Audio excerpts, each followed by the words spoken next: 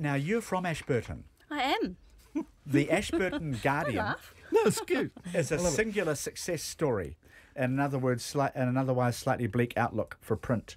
And it does a lot of local journalism, doesn't it? I think it's because my mum reads it. She's probably propping it up. That could be right. Did she buy a lot of copies? I won't ask Peter Elliott. He's possibly never read the Ashburton Guardian. I don't think I have. They must be giving people what they want. That's the key to making anything successful, is find out what your audience need and want and give it to them. Matt Markham is the editor of the Ashburton Guardian. Matt, good afternoon. Yeah, very good afternoon, Jim. How's things? Very well, and congratulations. Yeah, thank you very much. Something we're very proud of here in little old Ashburton, to be bucking the national trend, I guess you could say, and long may it continue. What is your secret, Matt?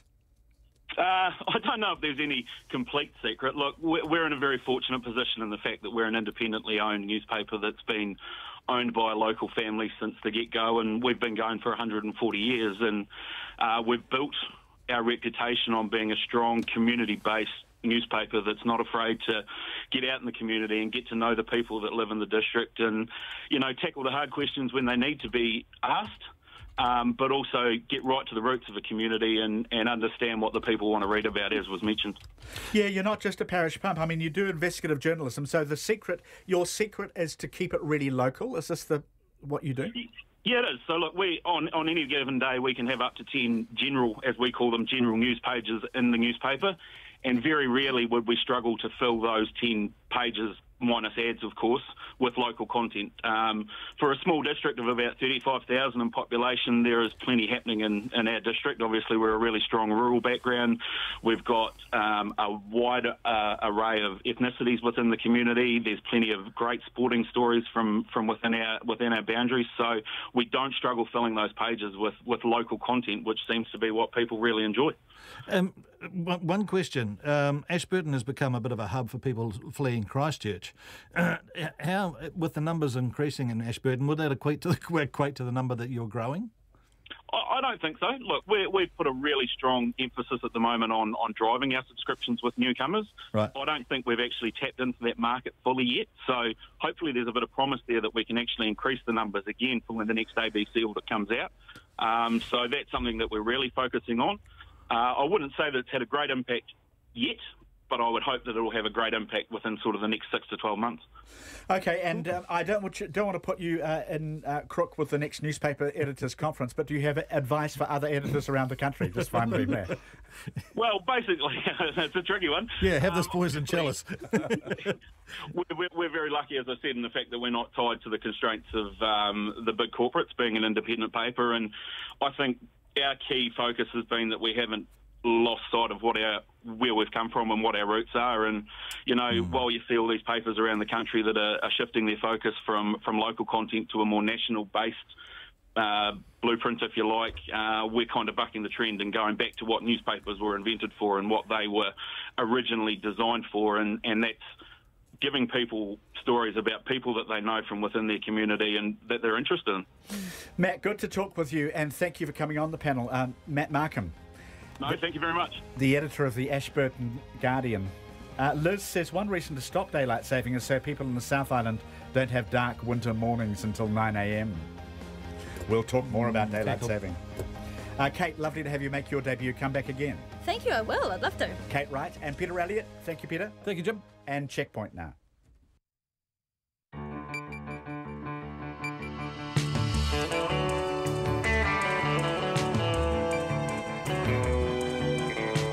Kia ora everyone. Coming up, Checkpoint has obtained EQC's contract with Fletcher Building, indemnifying the company against liability.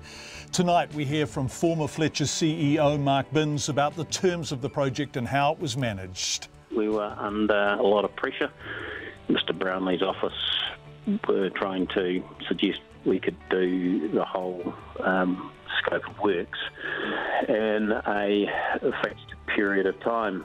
I won't mention what that period of time was, but it was relatively short, and we pointed out to them that there was going to be major issues in terms of gearing up. EQC, Fletcher's and the broken homes, coming up tonight on Checkpoint after the news.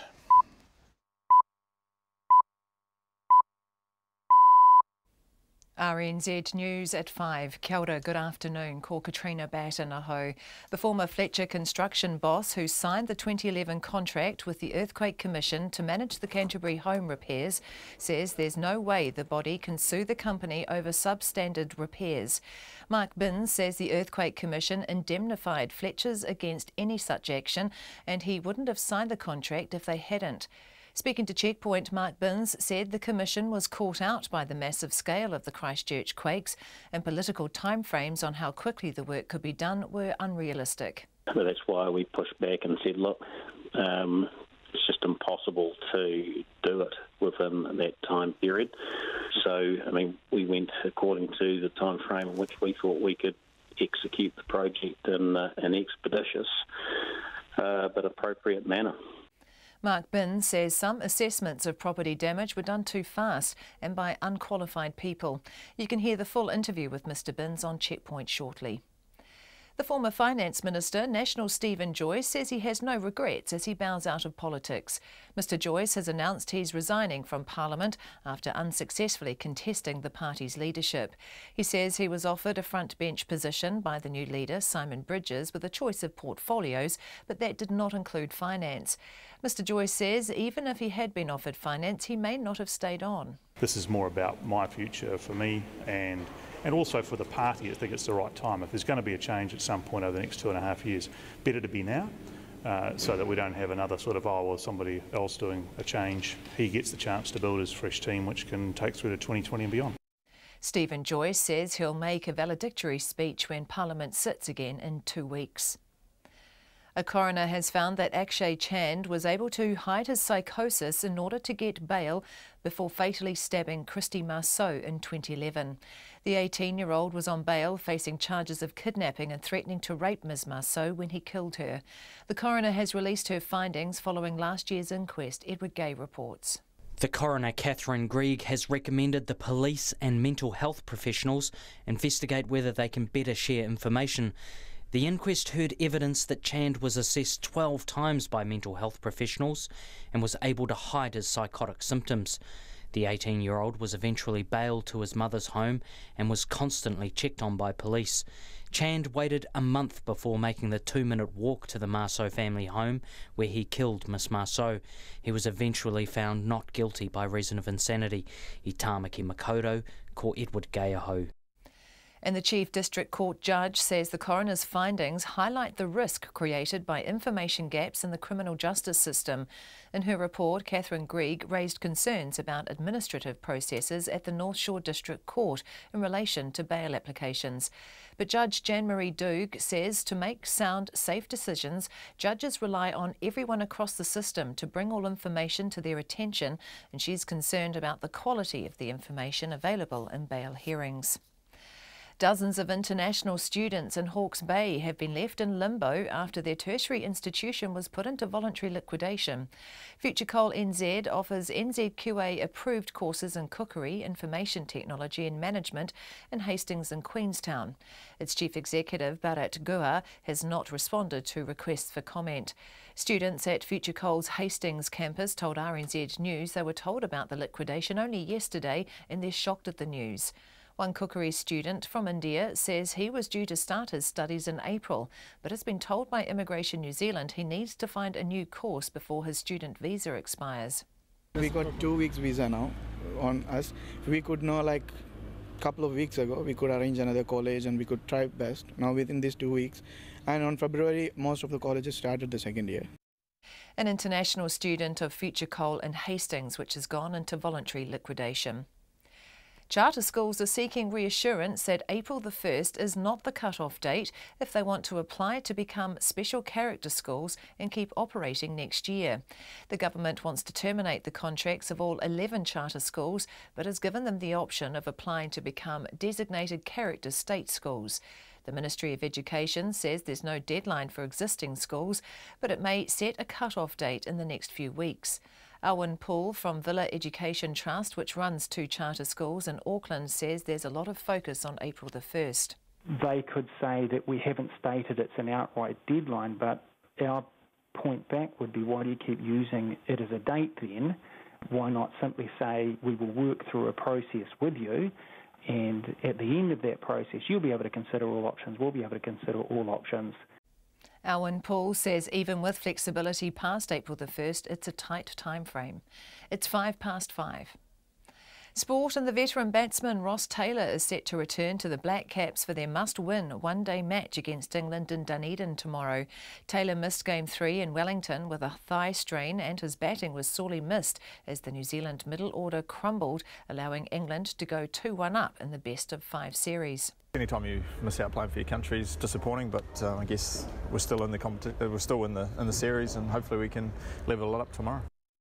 Ross Taylor. The former Kangaroos international and New South Wales State of Origin coach Laurie Daly is being touted as a contender to coach the Kiwis Rugby League side.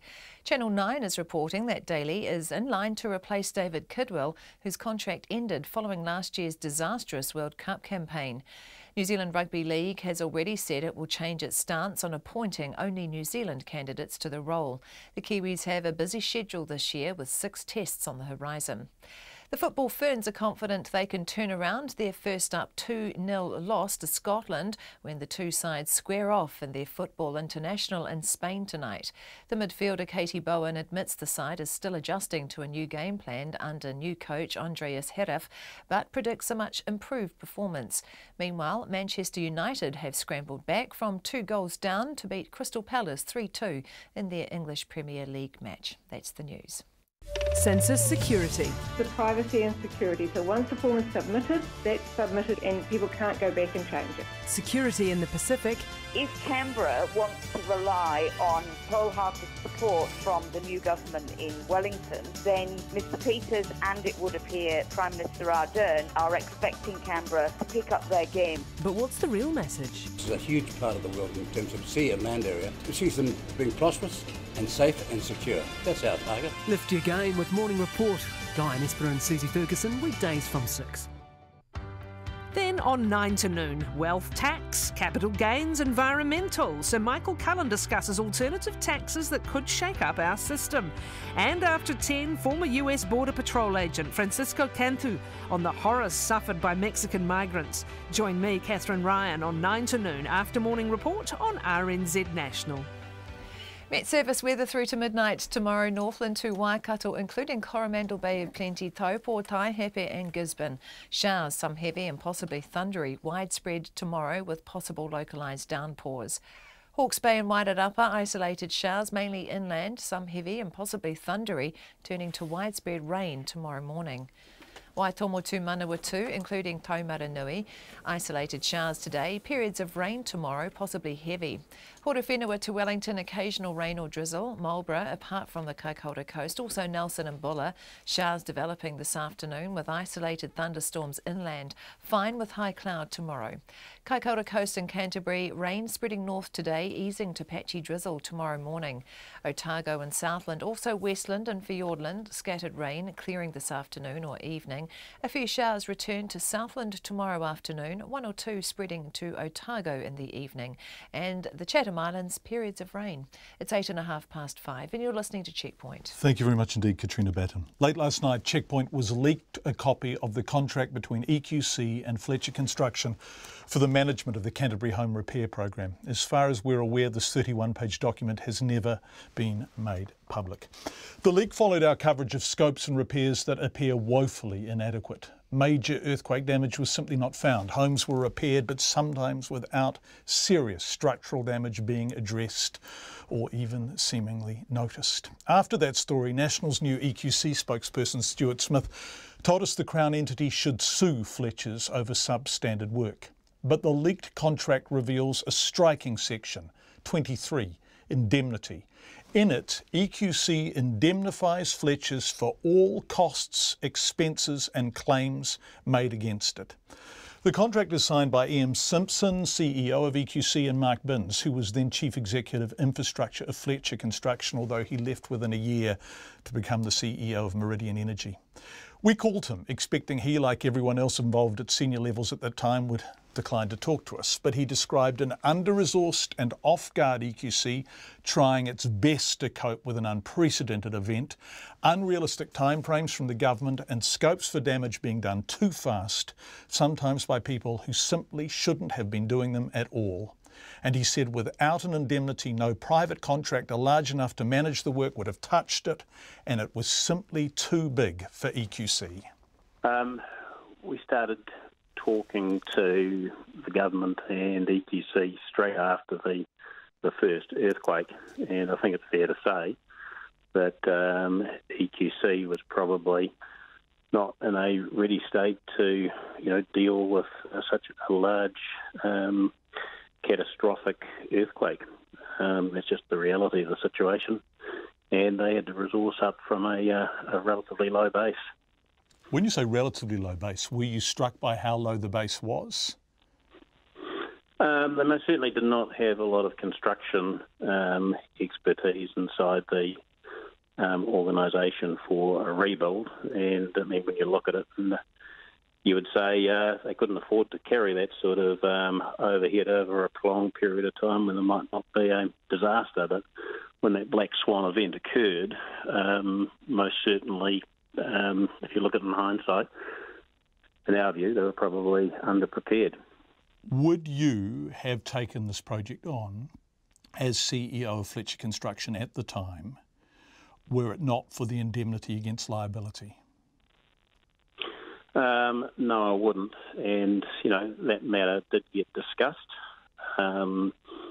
During the negotiations, there was some pushback from either EQC or Mr Brownlee's office, I can't remember which, to be honest, in which they asked Fletcher Construction to take on a higher degree of risk.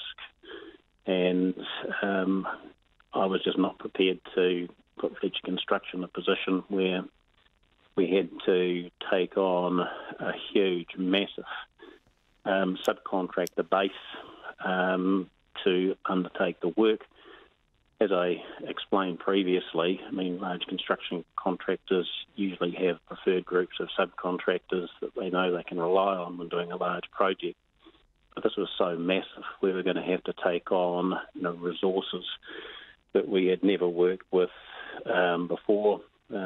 Obviously, some of these subcontract resources coming in from offshore, and the risk that we would be taking relative to the fee meant that it was an absolutely stupid commercial decision to accept that liability. And at the end of the day, that position was accepted by EQC and the government.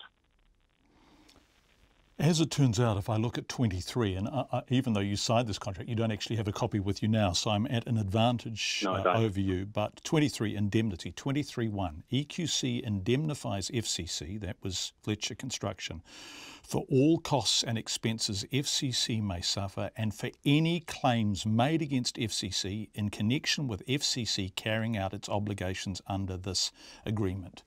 There was almost no risk for FCC at all, almost none. Well, you've got to remember, we weren't doing the work ourselves. We were managing it. And the project was on just such a scale that we were going to take on resources we hadn't worked with before.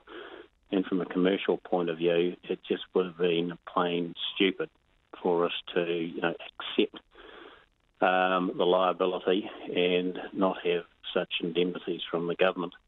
And to be honest, I don't think they would have got an indemnity of that nature from any party. So had EQC not provided an indemnity against liability that was almost absolute, the Christchurch rebuilds wouldn't have happened? Well, I can't say for certain what some other party might have done, John, but I most certainly would have been recommending to the Fletcher board that Fletcher Construction not proceed with the contract, that's for sure. Stuart Smith, who is now the EQC spokesperson for the National Party, replaced Jerry Brownlee, of course, said on Checkpoint last night that he feels if there is a compelling case for repeated botch-ups in work by Fletcher Construction, EQC should take legal action against Fletcher Construction under this, or Fletcher Building, under this contract. Do you think that's even remotely possible? I did used to be a lawyer, so I would think that suggested precedent is non-existent. I would think that that is a very long bow to draw. No chance. Well, in legal cases, there's always some chance, John. But I would have thought on the contract as I remember it, and my understanding of contract law, that would be a very, very difficult claim to make. How profitable was it? If we look at the reimbursement of costs and fees, EQC will pay FCC for PMO services full reimbursement of all direct project costs reasonably and properly incurred in the project, including a multiplier of 21% on salaries and wages for FCC employees, and 3.5% of the amount paid by EQC to contractors, consultants and merchants for projects managed by FCC. What sort of money did you make in total out of the project? Well, the project wasn't completed, John, by the time I finished. So you've got to remember I left Fletcher Construction, I left Fletcher Building back at the end of 2011. So I was responsible for negotiating the contract, setting up the Fletcher Construction infrastructure, making sure the interface with EQC worked and getting the project underway. But I did leave at the end of 2011, so you would have to ask Fletcher Building just how profitable it was, which would obviously depend on the scale of the cost of the total project. But a 3.5% fee on work that ran into billions of dollars is a lot of money, isn't it? Yeah, it is a lot of money, but it's a lot of work as well. Are you surprised by the number of claims that are coming back now, particularly under the floor? Do you think those early scopes and early assessments were rigorous enough and robust enough and looked low enough? Because a lot of what was originally put down as cosmetic work, cracks in the walls, is now coming back for a second and third time, and there are big structural repairs required that have never been done under the floors of what looks like a surprisingly large number of homes. Look, the scoping work, again, I left at the end of 2011, but during that initial phase, I mean, while EQC was building up and going from, I don't know, something like 20 people to something like 700, it's very similar to the size of Fletcher Construction's organisation.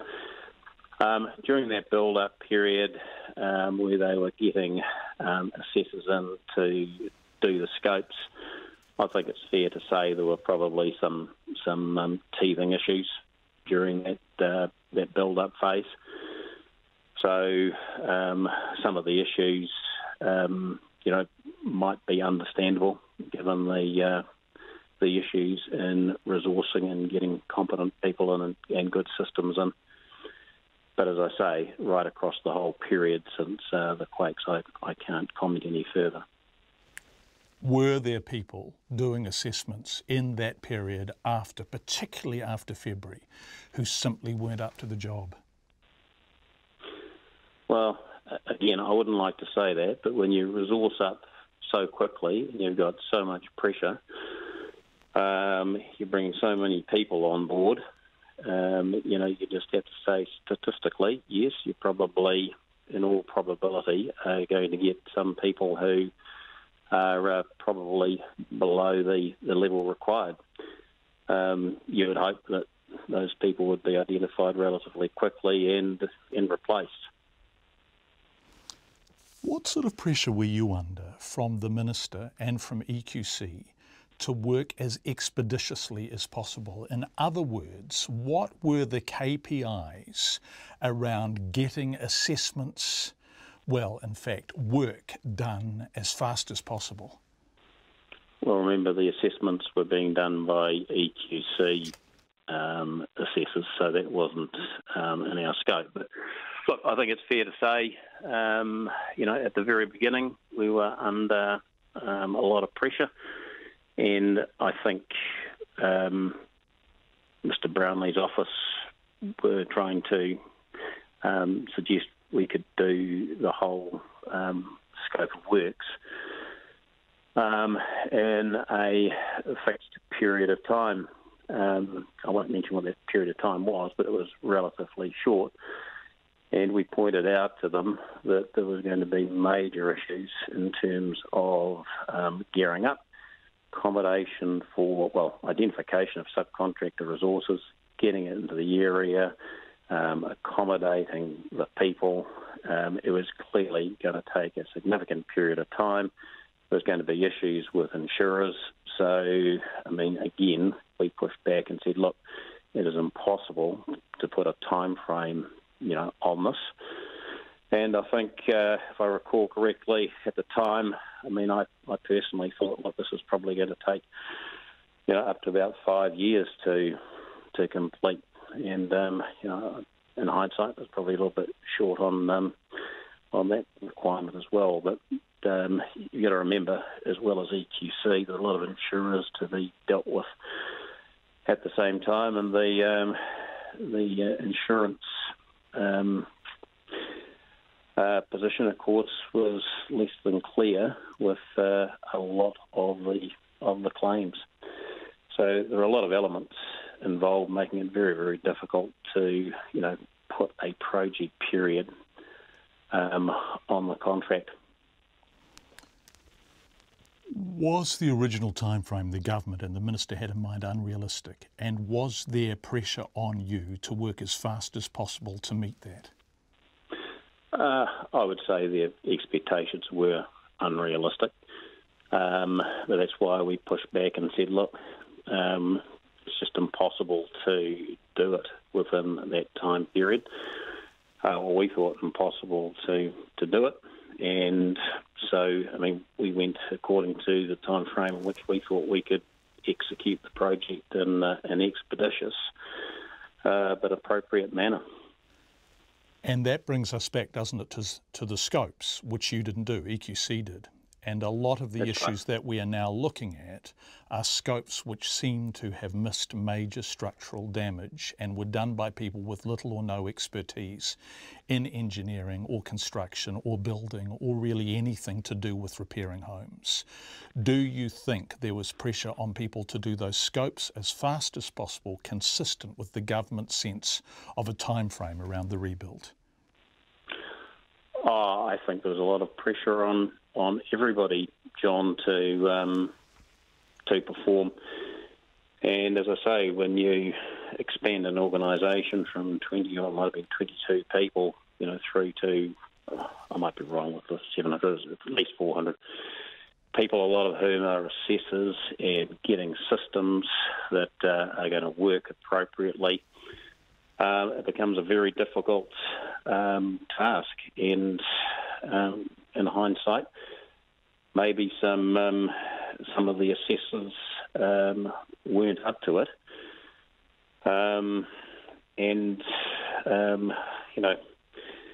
a little bit more time in the planning process might have been fortuitous. But of course, it's very easy to make these comments in hindsight when people, the head of EQC and all the people in EQC, are under a huge amount of pressure to see action. And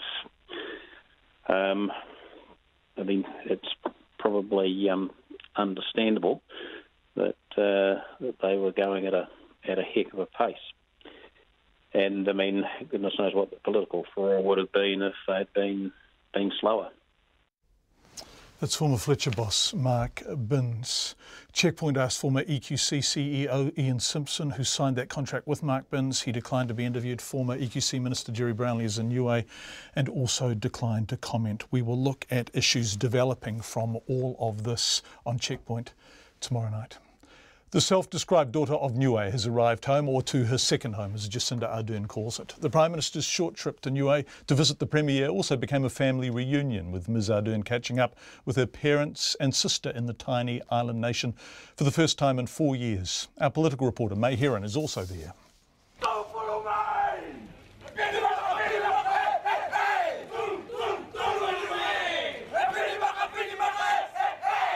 It's not usual diplomatic protocol for the Prime Minister to receive a big hug from the High Commissioner when they touch down in a country, but then again, they're not normally related. Jacinda Ardern's father, who's been High Commissioner to Niue since 2014, was clearly delighted to see his daughter and her partner Clark Gayford when they touched down in the single island nation this morning. And the Prime Minister made it clear during her traditional welcome that Niue had a special place in her heart. I was asked the purpose for which I was coming here, and I replied, at least I believe I replied in Niuean, that I come in peace. If I could have added, I also come with joy, I would have. That joy brought on by the fact it's also been the first time her mum, dad and sister have all been together for 4 years. We've been trying to get a Christmas organised over here for years. Before the family could catch up properly, the Prime Minister had formal duties to carry out on the second stop of her 5-day Pacific mission. She was clearly relaxed and comfortable as she talked and took questions from the several hundred local children who gathered to hear her speak at Niue School. You were trapped on an island. What 3 things would you wish for and why? Oh my goodness, if I was trapped on an island. Is it a really lovely island like Niue? Because if it's a really lovely island like Niue, I would wish that the planes would never come, that my cell phone would never work again, and that I had a lifetime supply of that really lovely coconut bread that you can get down at the petrol station. Ross Ardern, who has lived in Niue on and off since 2005, says it was great to watch his daughter speak there. It was a proud moment. I think she did wonderfully well, by the way, but it was splendid to be able to watch her and to be able to signal New Zealand's messaging across to the Niue government. But a lot of the discussions today surrounded Niue's goal to be more self-sufficient and less reliant on New Zealand. New Zealand is Niue's largest funder, providing aid of nearly $14 million in the 2016-17 year. Ms Ardern announced nearly $1 million towards improving roads and water networks, as well as a further $5 million for the current solar energy program. That funding will assist with grid stabilisation, batteries, solar panels, the technical equipment required to reach their renewable energy goals. And overall, Premier Talangi estimates it will save $1 million. Premier Toke Talangi says this shows the relationship between the two countries is slowly changing. Aid is substituted now for investment. I think that's extremely important for us because it gives a slightly different view. Jacinda Ardern also signalled there may be a change to the pension rules to try and encourage people to stay and live in Niue. Because Niueans are New Zealand citizens, the vast majority immigrate to work and study. Roughly 24,000 Niueans live in New Zealand, with only 1,500 living in the single island nation. Ms Ardern's family reunion will be short-lived. She's only spending a day on Niue before flying out to Tonga tonight. From Niue for Checkpoint, May Heron. The National Party's long-time campaign strategist is retiring from politics. Senior List MP Stephen Joyce says he's reconsidered his position since the party's change in leadership. The former Finance Minister recently lost out to Simon Bridges in his bid to take over from Bill English. Here's our political reporter, Craig McCulloch.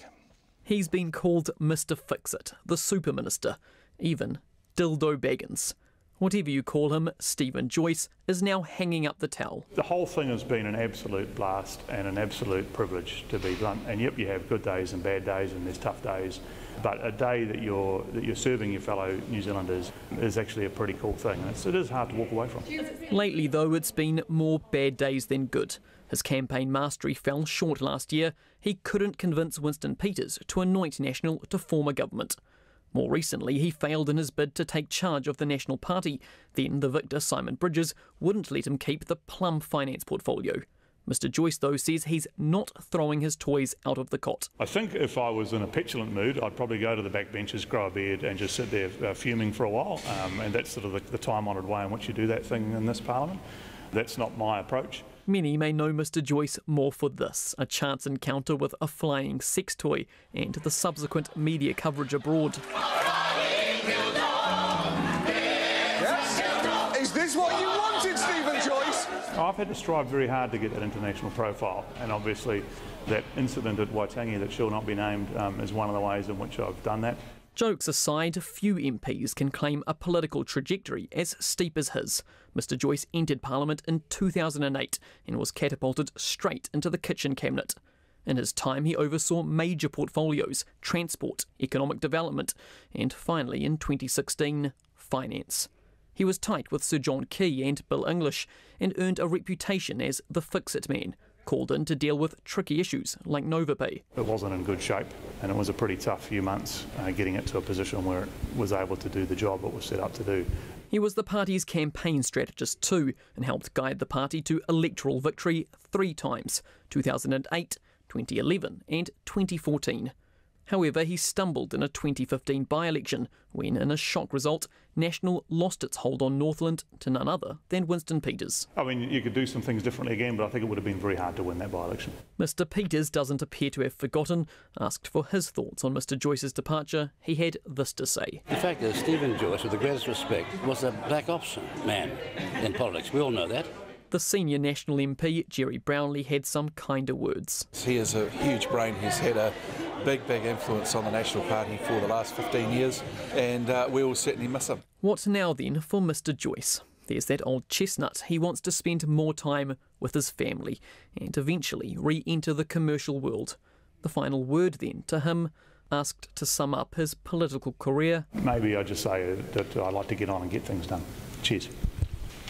Atu i te whare parimata mō te hōtaka o te ahiahi, ko Craig McCulloch.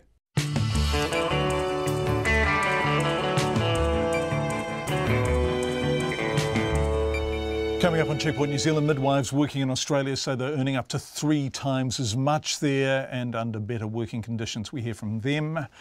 From 3 midwives, and Health Minister David Clark will join us live. A major police investigation is underway in England into the suspected poisoning of a former Russian spy. And 5 weeks after a serious car crash, a Dunedin man is reunited with his missing dog. Giles Beckford is with us in the studio to do business news. We'd love your feedback. Lots of it already from Christchurch. Do text us 2101 or email checkpoint@radionz.co.nz. But before anything else, Katrina with the headlines. The former Fletcher Construction boss, who signed a contract with EQC to manage the Canterbury home repair program, says the company can't be sued over substandard repairs. Mark Binns says the Earthquake Commission indemnified Fletchers against any such action. He says some assessments of property damage done by subcontractors were done too quickly and by unqualified people. The National Party List MP, Stephen Joyce, says he has no regrets as he resigns from politics after losing to Simon Bridges in last week's leadership contest. He says Mr Bridges offered him a front bench position with a choice of portfolios, but it didn't include finance. Mr Joyce says he'll return to the commercial sector. The Chief District Court judge says the findings of an inquest into the death of Auckland teenager Christy Marceau highlight information gaps in the criminal justice system. The coroner, Catherine Grieg, has found that Akshay Shand, who was on bail facing charges of kidnapping and threatening to rape Ms Marceau, was able to hide his psychosis in order to get bail before fatally stabbing her in 2011. Ms Grieg is recommending better information sharing between the police, lawyers, the courts and mental health providers. The Hawke's Bay tertiary provider Future Coal NZ says all its 33 international students have been offered places elsewhere to study after it put itself into liquidation on Friday. Students at the Hastings campus told RNZ News they heard about the closure only yesterday and are shocked at the news. The Future Coal Chief Executive Bharat Guha blames the liquidation on a fall in international student numbers and the rigid funding regime for domestic students. One flight was diverted and more than a dozen others were delayed after a drone was spotted near Auckland Airport earlier today.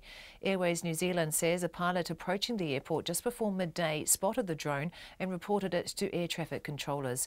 It was reported to the police and airport operations were halted for 30 minutes. Those are the headlines. I'm back at 6.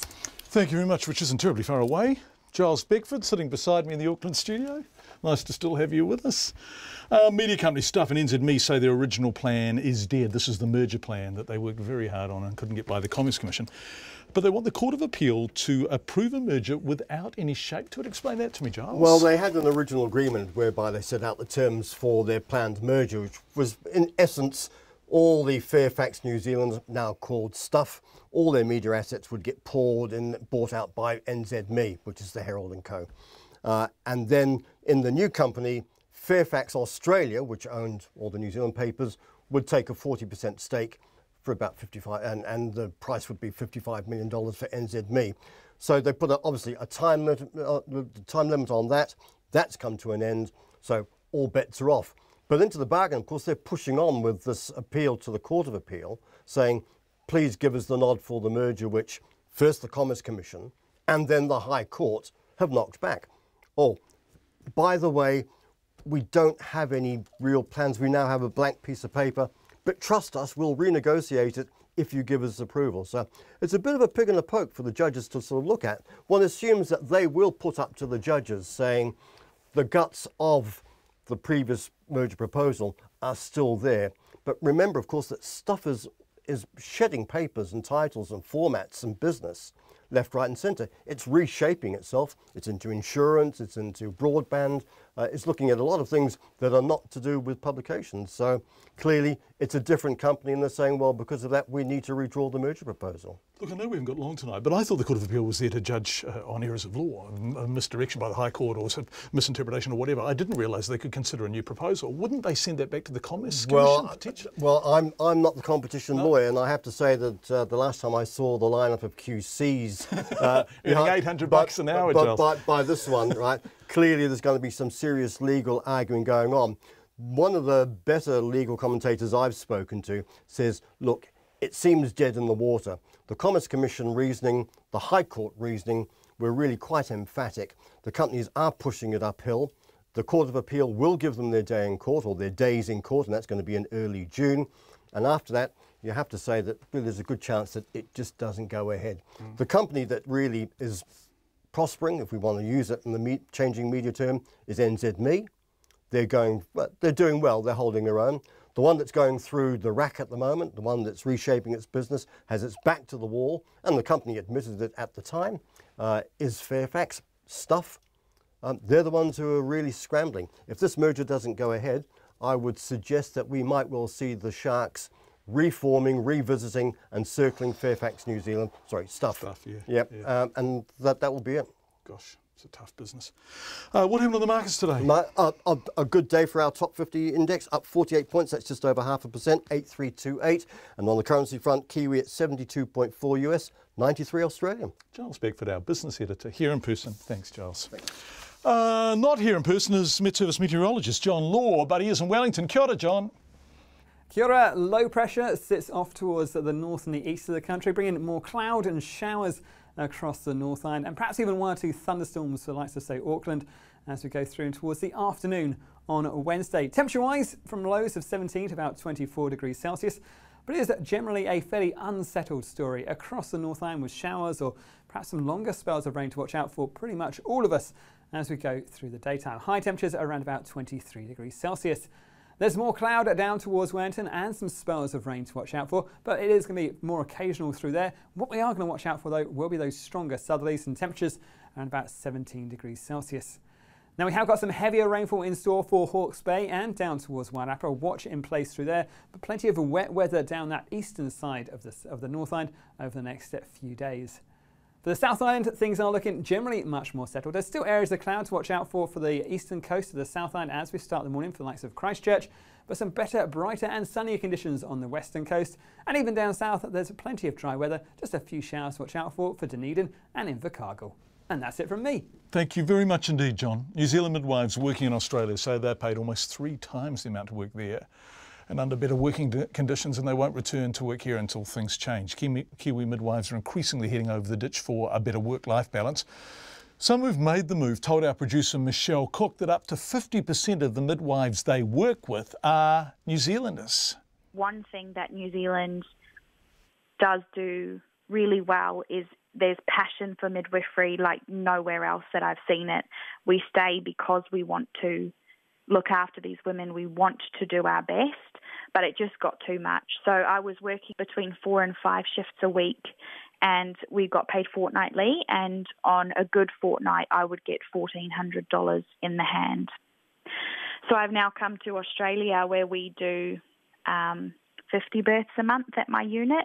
I know all the pregnant women by name.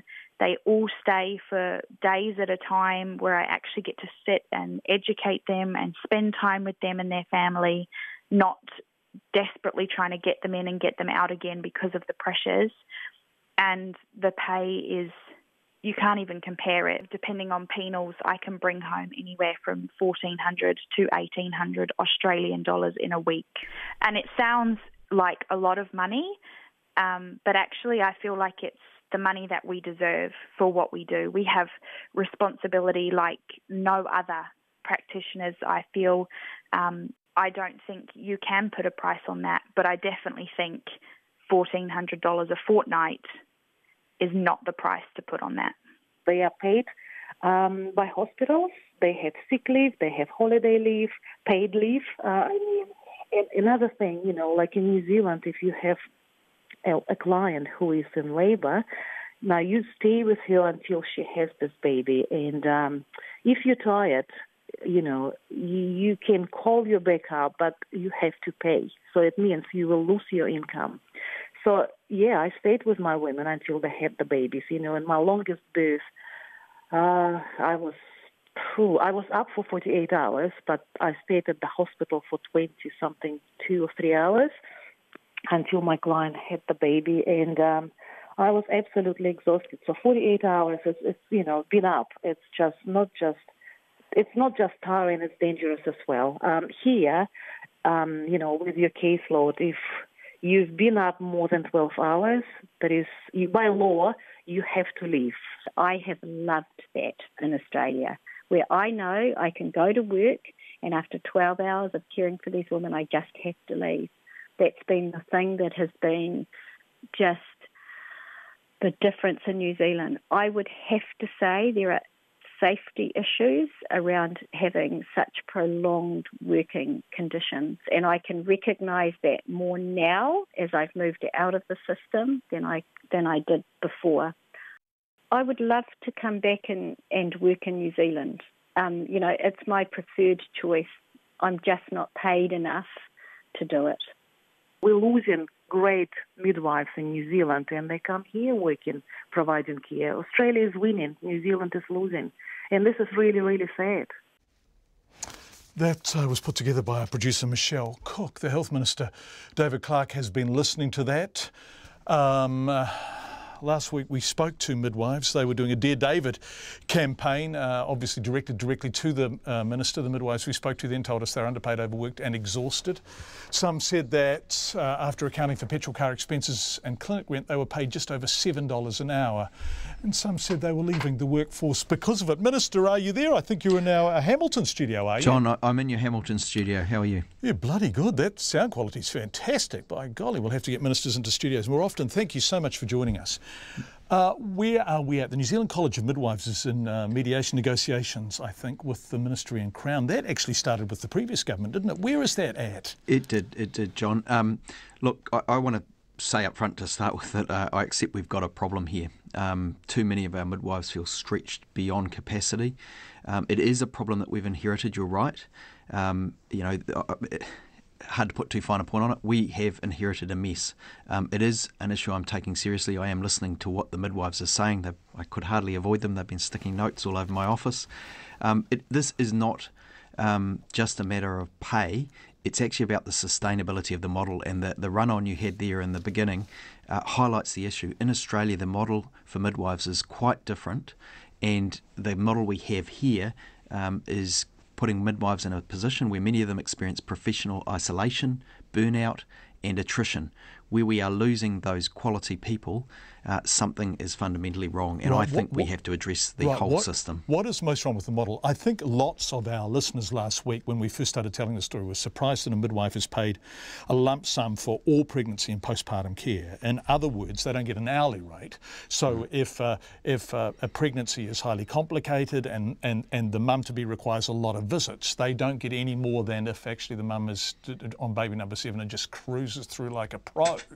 That's right. And so this is a system which leads inevitably to midwives not earning what they're worth, doesn't it? Well, yeah, and as you say, it's hard to estimate what the average pay rate for self-employed midwives is, as it depends on the number of cases they handle, business overheads, travel, all of those kinds of things. But what we can say is that when we look at what DHB midwives are paid, that there is a disparity there.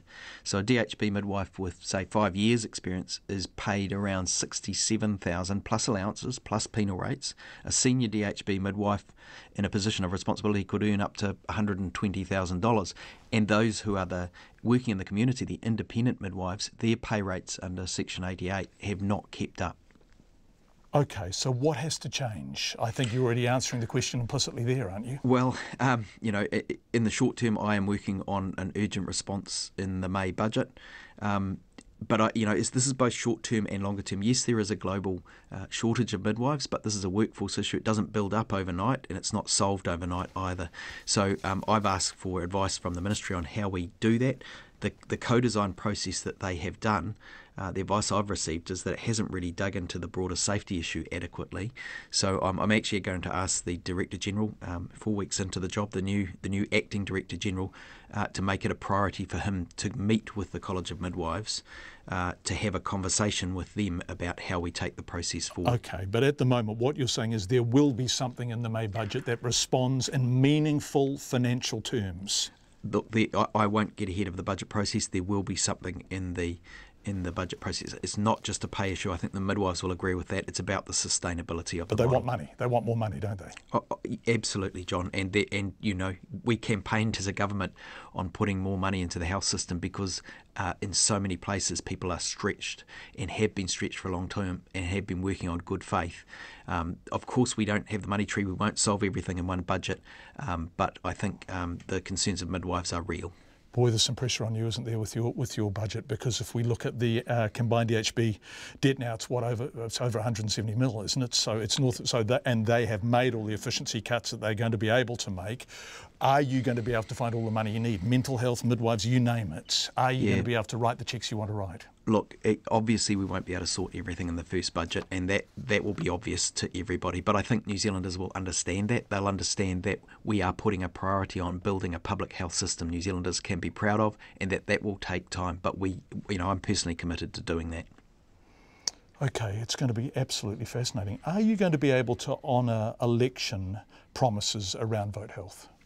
Yes, we will honour the promises that we've made. The speech from the throne that the government made, that the Prime Minister made on behalf of the government, and the coalition agreement and the confidence and supply agreements are the basis of the government. Those promises that were outlined in those three areas are the things that we will deliver in our first term. Okay, thanks, Minister. And one final message to midwives who are listening tonight and the thousands of people who have contacted us in support of them.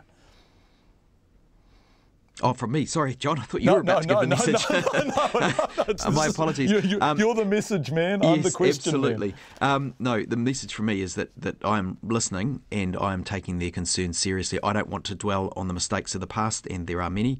I accept that it is my responsibility to deal with the mess that we've got, and I'm personally committed to sorting it out. Health Minister David Clark beaming in rather with a crystal clear audio quality from our Hamilton studio. Thank you for joining us. It is 11 and a bit to 6. The parents of the slain teenager, Christy Marceau, say the coroner's finding into the death of their daughter is a good start, but more work is needed. Ms Marceau's killer Akshay Chand was out on bail facing charges of kidnapping and threatening to rape Ms Marceau when he killed her in 2011, out on bail. The inquest heard how Chand waited a month before stabbing Ms Marceau to death at her family home in Auckland because he thought the 18-year-old would be on guard before then. He was found not guilty of the murder by reason of insanity and has been detained indefinitely in a special mental health unit. Edward Gay has been looking at the coroner Catherine Greig's findings. Akshay Chand was assessed by mental health professionals 12 times over the 2 months before he killed Christy Marceau. But the 18-year-old managed to conceal his psychosis and was later described by a senior forensic psychiatrist as extraordinarily deceptive. In her findings released today, Coroner Catherine Greig said she was unable to conclude Chand's psychotic symptoms could have been picked up by the health professionals. She ended by saying it's clear only with hindsight that Mr Chand was so terribly dangerous to Christy because of his psychiatric condition. The coroner's recommending better information sharing between the police, the courts and mental health providers. Christy's mother, Tracy Marceau, says the inquest has answered some of the family's questions. I guess we're happy in the fact that somebody finally stood up for Christy and said, enough's enough, we need to really look and see what happened. And it's like she sort of became a focus in that, whereas before she'd never been a consideration. And I suppose, it was nice to have that. But other questions have been left unanswered. We do believe that the inquest has shown how dysfunctional the system is. There's no communication between any of the key players in these processes.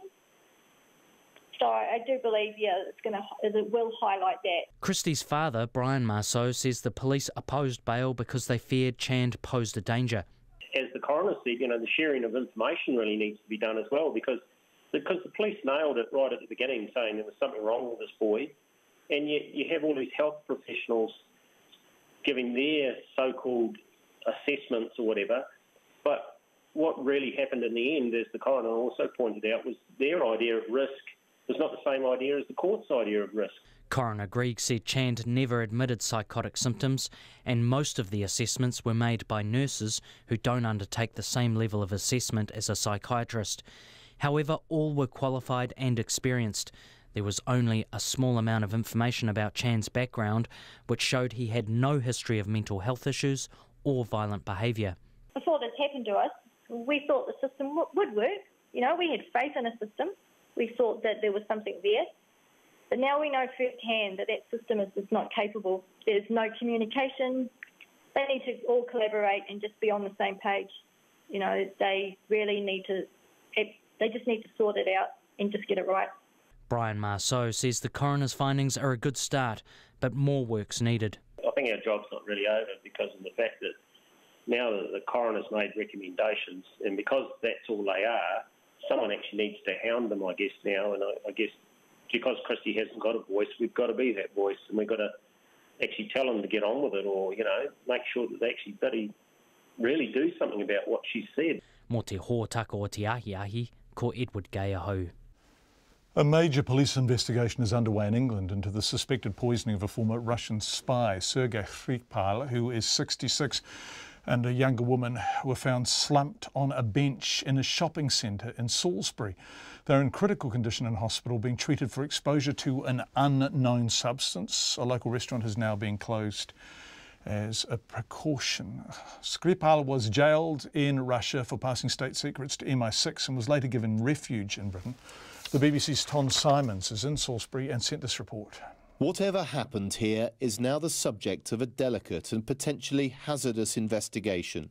And so officers in respirators were tonight searching bins in the square where Sergei Skripal and the 33-year-old woman he was with were found slumped and delirious yesterday afternoon. Freya Church was nearby. An older guy and a younger girl. She was sort of leant in on him. It looked like she'd passed out, maybe. He was doing some strange hand movements, looking up to the sky. I felt anxious. I felt like I should step in. But to be honest, they looked so out of it that I thought even if I did step in, I wasn't sure how I could help. Paramedics appeared to be fighting to save their lives, another eyewitness said.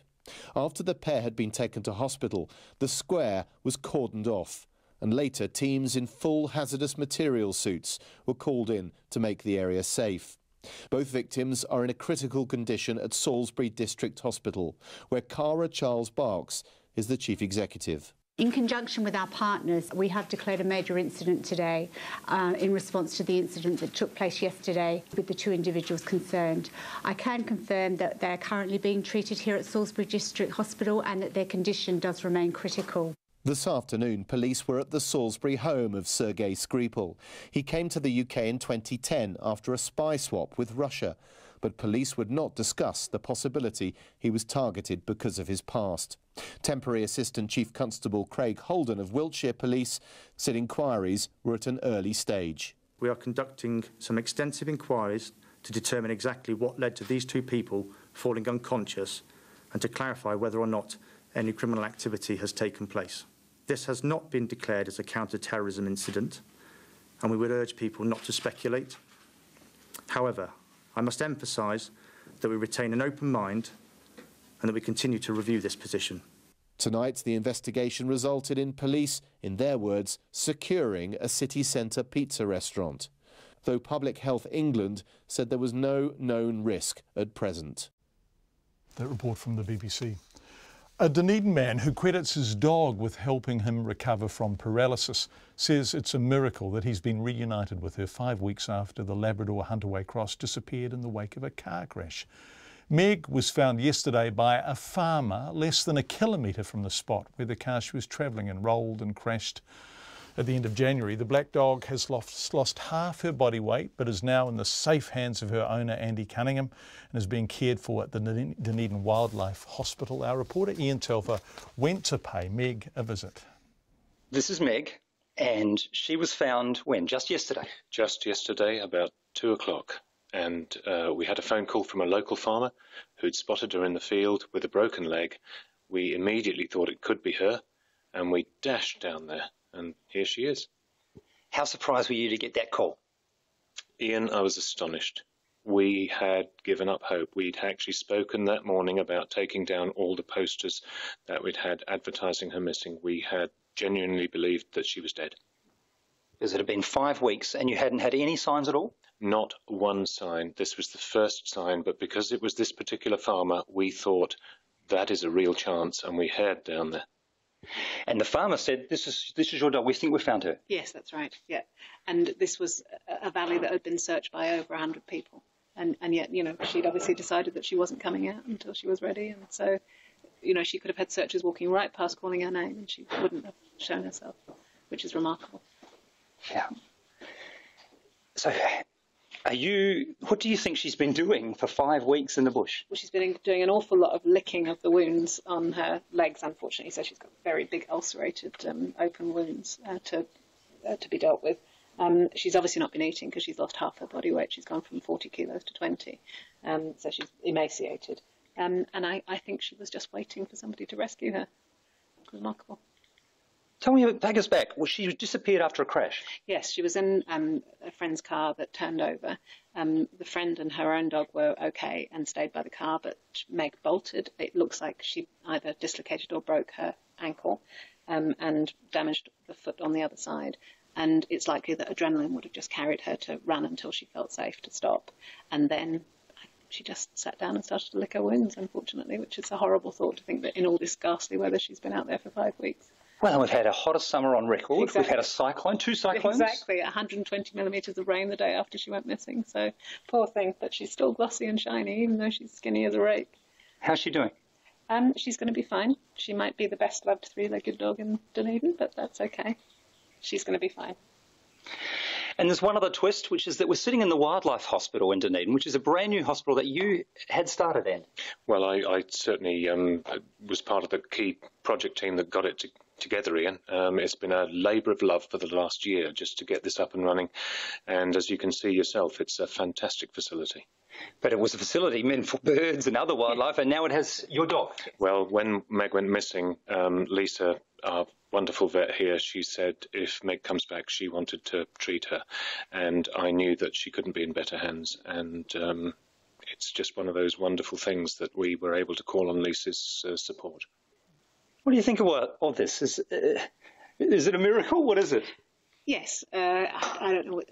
We've had so many people giving their versions of thoughts and prayers, and I'm sure all of that must have influenced the universe to bring her back to us. So, but may your God go with you, and I'm very grateful for whatever other people's God's done for our dog. How does it feel after 5 weeks? This dog helped me learn to walk again 5 years ago, Ian, and I think I'm going to be able to return the favour now. What an absolutely lovely story. Go Meg the dog. 5 weeks outside through all of that weather. Hot, cold, wet, mad. Good story. So much feedback coming in tonight. We love the model of care, this midwife says, it's the model of funding that's letting us down. If we were funded appropriately for our current model of care, we could afford to hand over when tired. We could afford admin support. We could afford locum cover. We could afford to practice in a safer manner. Lots of midwives saying it's just about the funding model, actually not about the model itself. We will absolutely keep an eye on what happens here. Also, those of you contacting us from Christchurch, we will be in touch with you. Thank you. RNZ News at 6. Ngā mihi nui. Good afternoon. Ko Katrina Batanaho. The former head of Fletcher Construction says the Earthquake Commission probably hired unqualified people to assess quake-damaged homes in Christchurch. Fletcher's was hired by the government to manage the repairs of the homes. Mark Binn's comments follow a growing number of homeowners discovering repairs were not done correctly or that damage was not identified at all by the Commission's assessors. Some have spoken about former policemen and school teachers carrying out assessments. Mr Binns told Checkpoint it must be remembered that the Earthquake Commission went from 20 staff to employing hundreds within a few months. When you resource up so quickly and you've got so much pressure, you're bringing so many people on board, you just have to say statistically, in all probability, are going to get some people who are probably below the level required. Mark Binns says he would hope these people were eventually weeded out by the Earthquake Commission. Christy Marceau's parents say the coroner's findings into her death is a good start, but more needs to be done. 18-year-old Akshay Chand was out on bail on charges of kidnapping and threatening to rape Christy Marceau when he killed her in 2011. An inquest was held last year and the coroner has released her findings, calling for health professionals, the police and the courts to share more information. Ms Marceau's father, Brian Marceau, says he wants some action on those recommendations. I think our job's not really over because of the fact that now that the coroner's made recommendations, and because that's all they are, someone actually needs to hound them, I guess, now. And I guess because Christy hasn't got a voice, we've got to be that voice. Brian Marceau. And in a statement, the Chief District Court judge says the coroner's findings highlight the risk caused by information gaps in the criminal justice system. The retiring National Party MP Stephen Joyce says his time in Parliament has been an absolute blast and it's hard to be leaving political life. Mr Joyce today announced he's resigning from Parliament after unsuccessfully contesting the party's leadership. Here's our Deputy Political Editor, Chris Bramwell. Stephen Joyce entered Parliament in 2008 and was immediately made a Cabinet Minister. During his time in government, he held the Transport, Finance, Economic Development, Science and Innovation and Tertiary Education portfolios. But after losing the leadership contest to Simon Bridges, Mr Joyce says he now wants to pursue opportunities in the commercial sector and spend more time with his family. Stephen Joyce will make a valedictory speech when Parliament sits again the week after next. The next person on the National Party list is its Wellington Central candidate, Nicola Willis. Ātui te whare Pārimata, ko Chris Bramwell aho. The Hawke's Bay tertiary provider that's put itself into liquidation says all of its 33 international students have been offered places elsewhere to study. Future Coal NZ in Hastings put itself into voluntary liquidation on Friday and told students yesterday their courses will no longer be running. In a statement, Future Coal's Chief Executive Bharat Guha blames the closure on a fall in international student numbers and the rigid funding regime for domestic students. He says 15 full-time staff have also lost their jobs and the institute is working with all students to ensure they can continue with another provider. Queenstown's council has revealed an almost $1 billion spending program to cope with rapid growth in the region. The Queenstown Lakes District Council's draft 10-year plan includes a total spending over the next decade of $976 million, about 2.5 times what was previously planned. The radical increase has been proposed to meet a new forecast that by 2028 the district will need to accommodate a peak population of nearly 150,000 visitors and residents. To pay for the spending, the draft plan calls for an average rates rise of almost 7% next year, then increases of an average of 3.5% over the next decade. The wreckage of one of America's first aircraft carriers, the USS Lexington, has been found 800 kilometres off the east coast of Australia, nearly 76 years after it was sunk in the Second World War. The warship was discovered 3 kilometres down. Here's the BBC's Richard Howells. In early May 1942, the US Navy squared off against the Japanese at the Battle of the Coral Sea, the first sea battle fought between aircraft carriers. Torpedo bombers and fighter planes from both fleets attacked each other's ships. Japanese planes crippled the Lexington in a series of attacks, and 200 American sailors were killed. The Lexington was sunk by a US destroyer because of the damage. Now, more than 7 decades after the battle, she's been found. Video of the carrier in her final resting place clearly shows her nameplate and wrecked American torpedo attack planes. Richard Howells reporting. It's 6:05. Sport, and the former Kiwis rugby league coach Graham Lowe is dismayed at suggestions the sacked New South Wales State of Origin coach Laurie Daly is in line to coach the national side. New Zealand Rugby League has already said it will change its stance on appointing only New Zealand coaches following an independent review of last year's disastrous World Cup campaign. Coach David Kidwell's contract finished at the end of the tournament, and while he could yet be reappointed, Lowe believes Laurie Daly's record certainly doesn't warrant a look-in.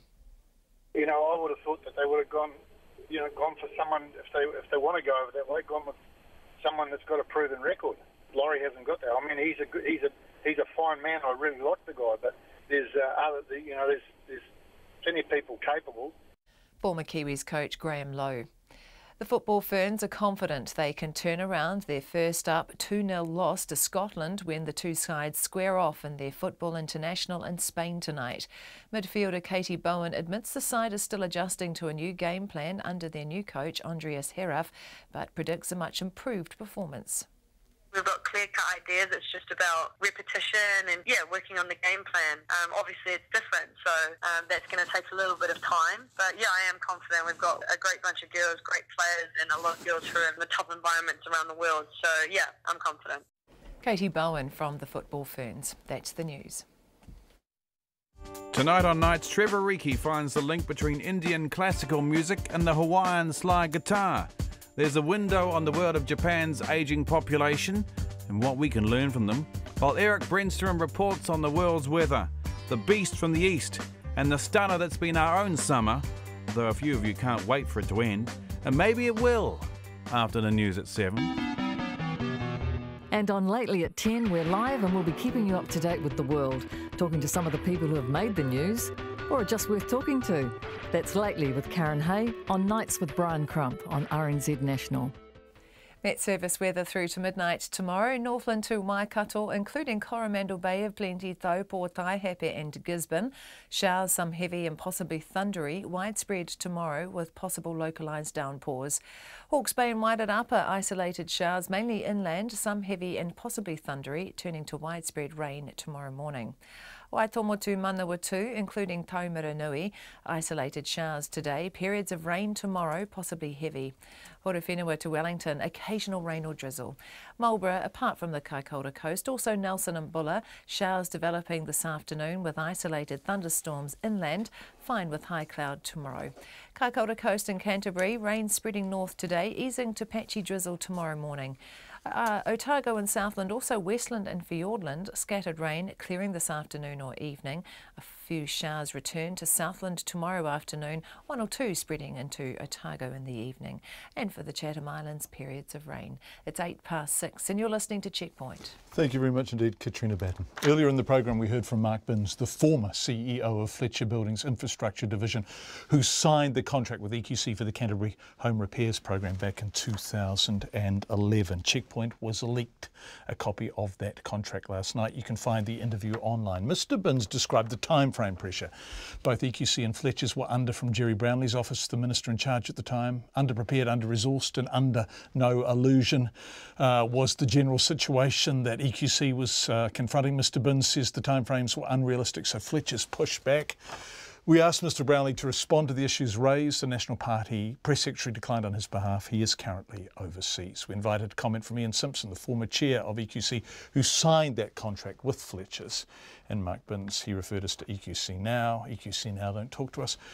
And so, after only a few days in the job, joining me live is Dame Annette King, the new chair of EQC. Dame Annette, welcome. Are you there? I'm here, John, and please call me Annette. Oh, yeah, God, thank you for saying that, because our audience, you don't ever want to take anything for granted, but you, thank you. I don't want you to stumble over that every time you say it. So, no. Yep.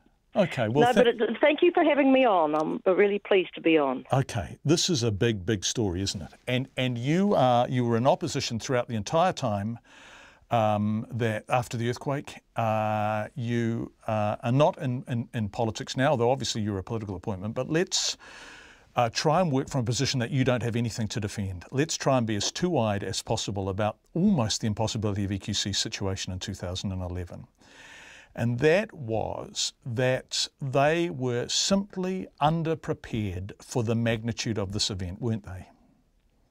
Yeah, well, I'd imagine that, the last big event I think we had in New Zealand was in the early 1940s. And so, being underprepared, you'd almost expect it, because we look out the window and we think everything looks all right, and suddenly we are hit with a big catastrophe. And my aim, John, going forward is that we would never not be prepared again. And that is exactly what I have found when I have met over the last 3 days with the management and staff of EQC, is not only addressing the issues that must be addressed in the short term, but the long-term planning that they are doing to make sure that we are not in that position again. I want to talk about some of the stuff that we've been looking at over the past couple of days or past couple of weeks, and also that you will have been talking about with EQC staff. But just before we move on, how do we get that balancing act right? If we employ a very large group of people who are ready to go, some kind of ready reaction earthquake force, like the SAS, so they are set in uniform, ready to leap out of their chairs the moment the proverbial hits the fan, we will spend millions of dollars for a workforce who fundamentally sit around and do nothing for decades on end. If we don't... How do we get the balancing act right? No. How do we have a group of people who are ready to go and who know what to do, but aren't sitting there endlessly doing nothing? Well, I think you do have the people, and you can have the people, but I think what's been recognised that wasn't in place and is now being put in place. And after all, I think we've got to recognise that many of the people who are now in the management of EQC have only been there in the last year, and some the last 2 years. But what they're putting in place is a much more joined up approach to the whole EQC. So you don't have a whole lot of little cells, if you like, but you have an integrated approach to a reaction to any catastrophe. And I think they would recognise that one of the problems were there were many arms to this issue, and many things that needed to be done or were done as quickly as possible. And so you got huge gaps in response in different areas, and they're very much working on how that is integrated into a much more coordinated approach. You wouldn't have a lot of people sitting around, but what you've got to have is to know how you do mobilise and what you put in place. And it could be a catastrophe that's not an earthquake, it could be a flood, could be a tsunami. You've got to have the tools that are there for any of those catastrophes. And mobilisation was the key, wasn't it, post-2011? What we are, post-2011 in particular, what we are hearing is that assessments were done by people who were manifestly not qualified to do it. Their scopes were wrong. They missed major structural repairs that were simply not even noticed and haven't been done. And that means 7 years on, people are still in this kind of purgatory of being unresolved, of going back and forth. What have you made of what you've been hearing in the very short time since you were named in this position? Well, I have met with the Minister, and she made it very clear that addressing the outstanding 2,500 was a priority, and to look for ways that this could happen quickly. I then have met with the staff and management of EQC, and I am pleased to say that they have already started many ideas as to how to speed this up, with timelines that they're putting in place to do it, taking a multifaceted approach to addressing these issues that are outstanding. And they are keen to resolve them, along with the people, and the people deserve to have them resolved. So I think we're on the same page in this, John, and I'm determined that in the time that I am chair, and you know I'm the interim chair, yep, absolutely. that we will show real progress to people. And I've got that from the staff and the management.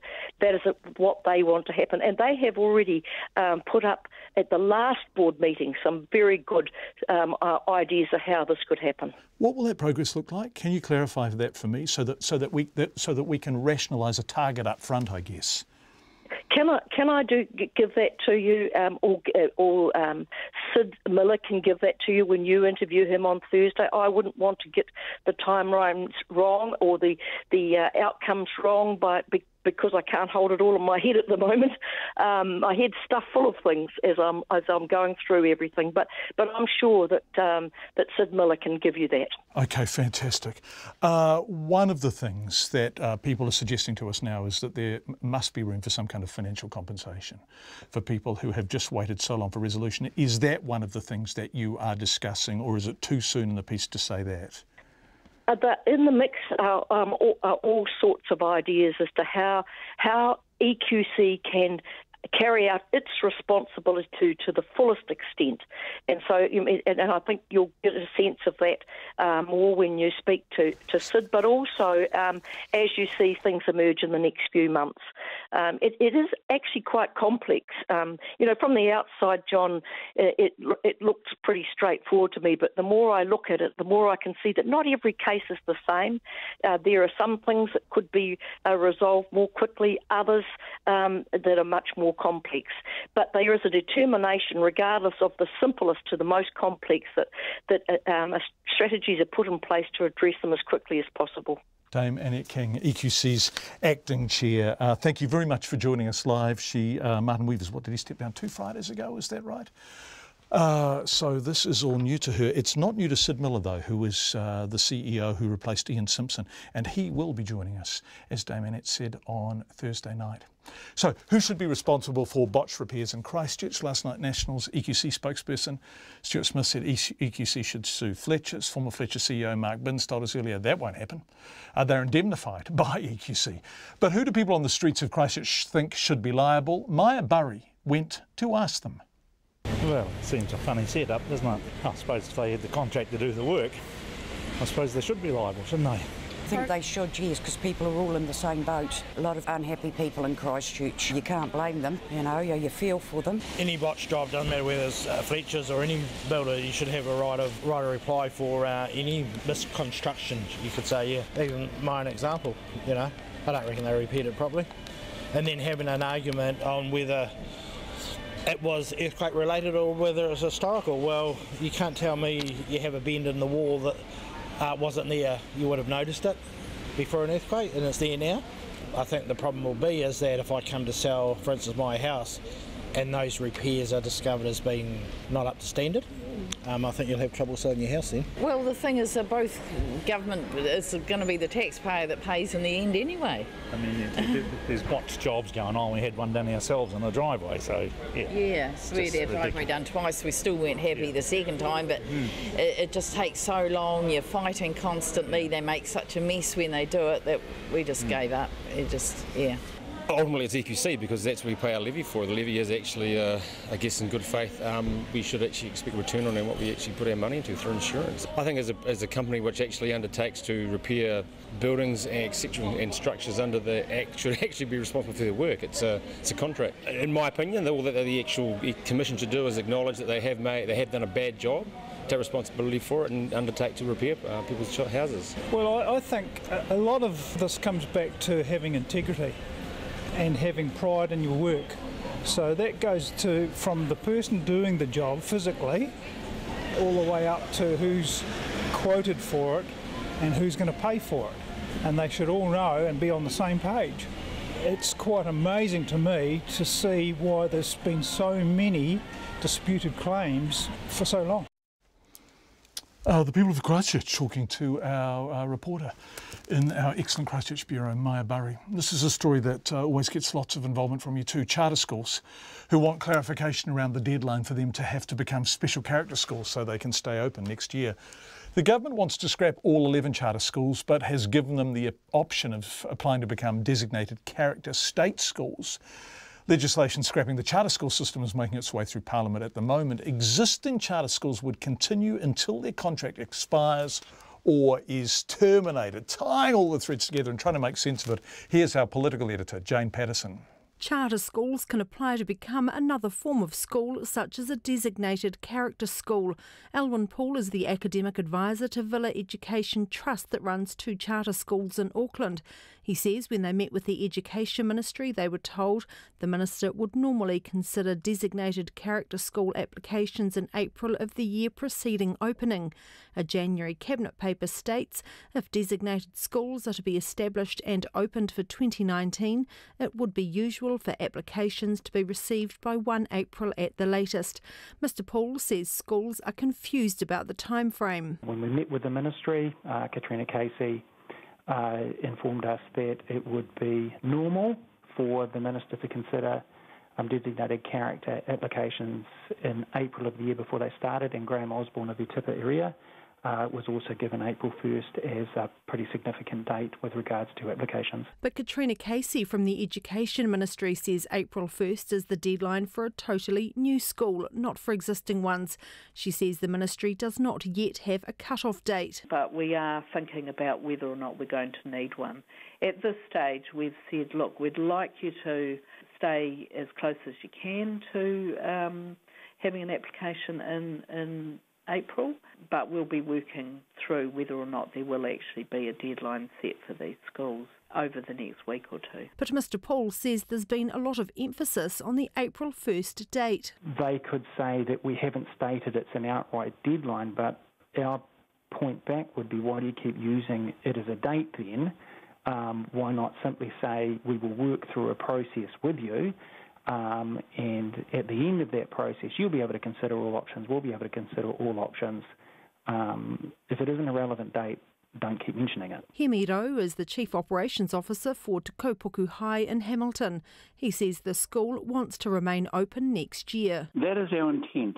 However, we need to understand what are in terms of cost benefits, to really determine whether we're able to achieve under a normal state school model, which is quite clear that they're just not hitting the targets, in particular for Māori students. But he says at the moment they're relying on the Ministry for information. The timeline that's been identified, we haven't been told that officially, so we don't really know whether it is the 1st of April.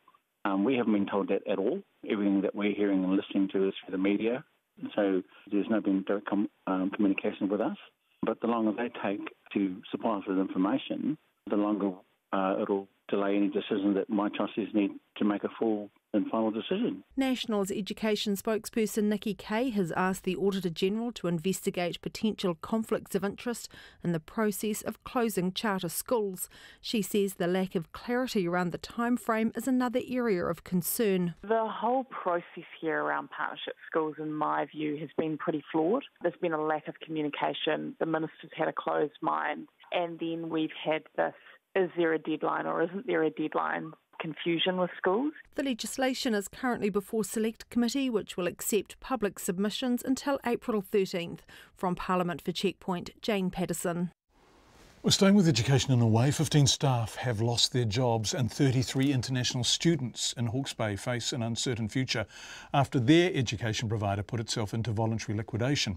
Future Coal NZ offers NZQA approved courses in cookery, information technology and management based in Hastings.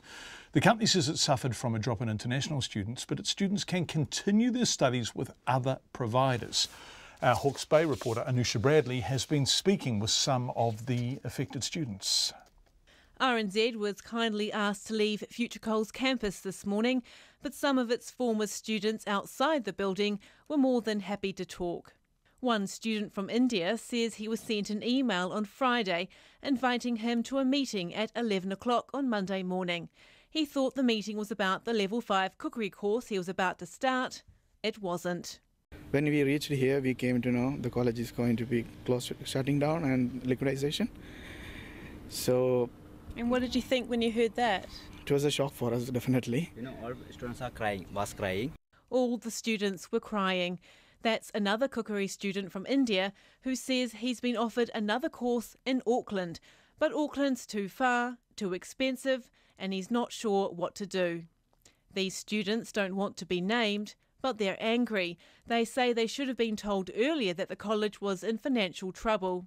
All colleges start a course February 1st, and they know it's going to close, and they didn't tell to us. They're like cheating. The students RNZ spoke to say they haven't lost any money, but they were about to pay the $10,000 fee for their Level 5 cooking course when they were told it was cancelled. They've been told the Eastern Institute of Technology, or EIT, in Napier may be able to accept them, but EIT's course costs another $5,000 more. We got 2 weeks visa now on us.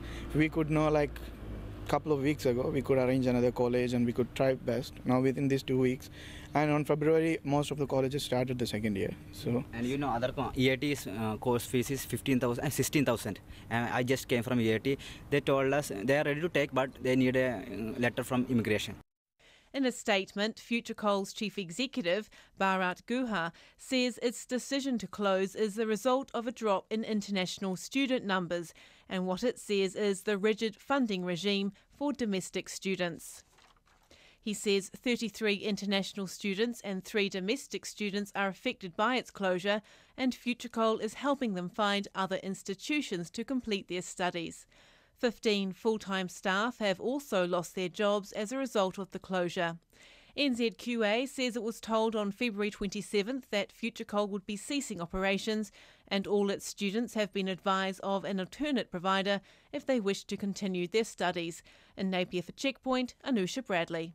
Let's stay at school and enrol in some night classes, cooking and gardening, or, well, in the capital, they're getting people off the streets by doing that. The Wellington City Council says begging has become a problem in our capital city and wants to spend $1 million over the next 10 years to fund, actually it's not night classes, it's day activities for people who are currently on the streets begging, studying, for example. Katie Doyle reports.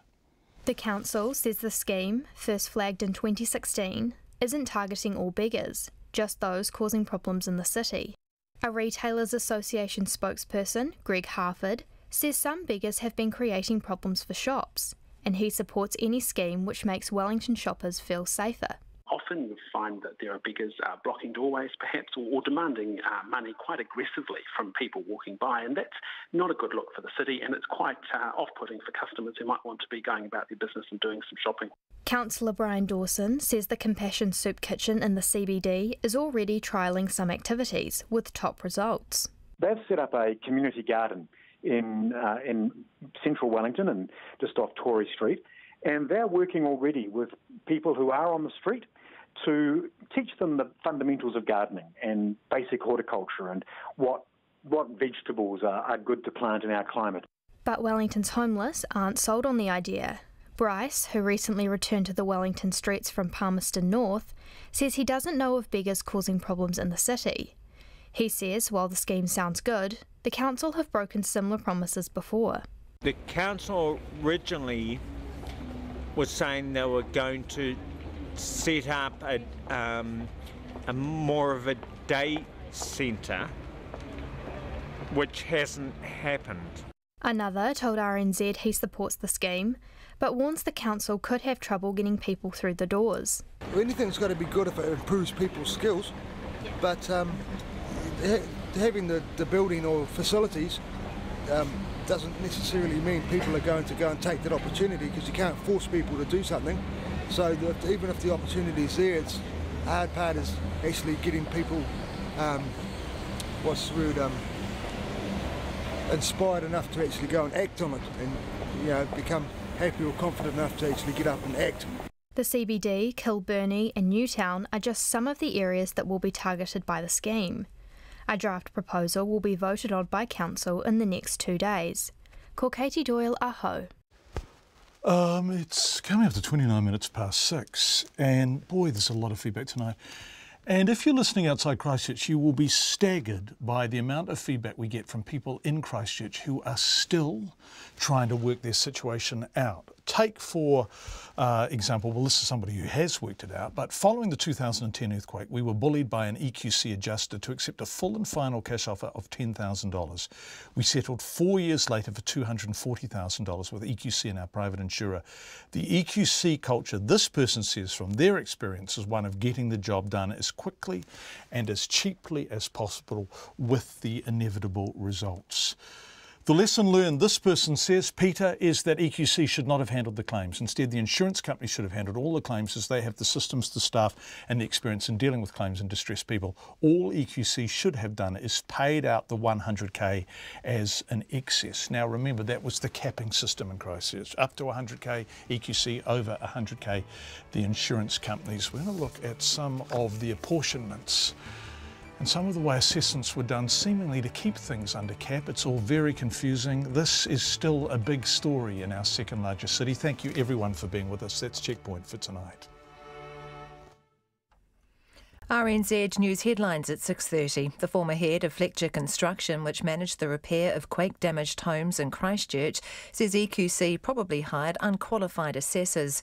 The parents of Christy Marceau, who was killed by Akshay Chand in 2011, are calling for the coroner's recommendations to be acted on. Tertiary provider Future Coal NZ says all international students at its Hastings campus have been offered other places to study. And charter schools want to know the deadline for applying for special character status so they can stay open next year. Our next news and weather is at 7. Where the lights of Te shine for me. Dominic Blaser has played with the Chills, Don McGlashan and SJD, among others. Now he's released his first solo album. I'm Nick Bollinger and I'll be reviewing it in the Sampler. I'll be discussing an exhaustive box set of local garage rock and talking to Scandinavian duo and